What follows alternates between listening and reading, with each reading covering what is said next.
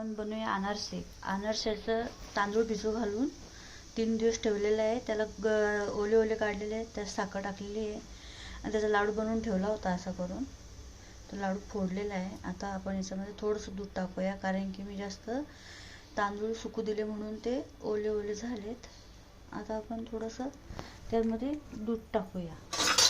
दूध टाकण्याऐवजी आपण पहिले आधी याच्यात तूप टाकून घेऊया.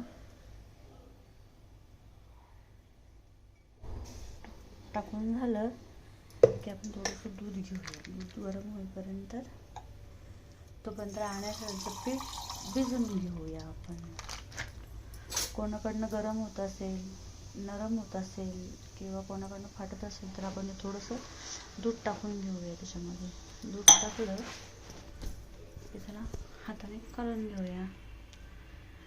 हाताने कालून झालं तोपर्यंत आपलं तूप गरम होत आहे. तूप गरम झालं की आपण अनारशाचं पीठ भिजवलेलं आहे ते आपण टाकून घेऊया.